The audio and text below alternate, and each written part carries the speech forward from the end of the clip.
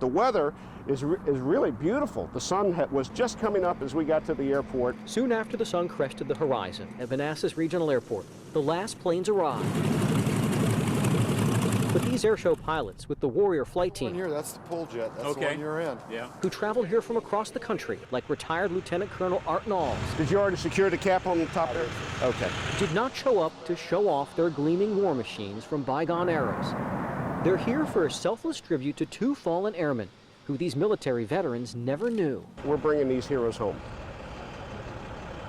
and I get to be a part of that. In the summer of 1969, U.S. Air Force Majors Jim Sizemore and Howard Andre were shot down in their A26 Invader during a combat mission over Laos. Sizemore's son James was 9.5 years old at the time. Tragic, you know, the whole world came to a crashing end at that moment. A generation of grief turned one day into hope. The crash site in Laos was discovered and excavated in 2012,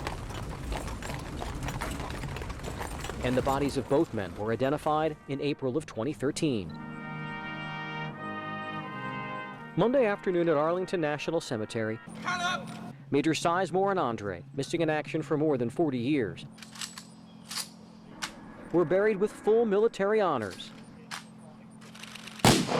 So families who grieved longer than their loved ones were alive could finally say goodbye.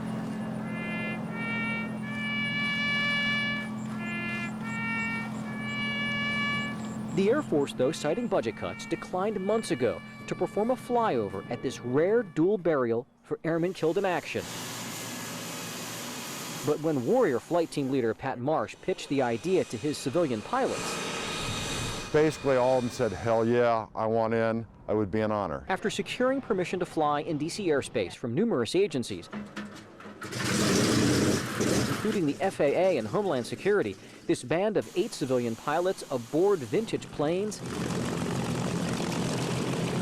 roared into action.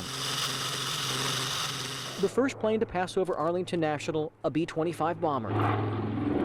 Moments later, 2 P-51 Mustangs flew astride an A26 Invader, the same kind of plane that Sizemore and Andre crashed in. And lastly, 4 L-39s soared by with one peeling off in the missing man formation. At a reception after the service, Thank you. Thank you so much. James Sizemore thanked the pilots who volunteered to tell the last chapter in his father's life. I feel overwhelmed, but I also feel so joyful and so glad, so proud that this day could happen. Buried together in wreckage for more than 40 years, Majors Sizemore and Andre are now buried side by side. The skies opened up, and you know, it's almost like those guys are up there watching us, and you know, up there with God making this happen.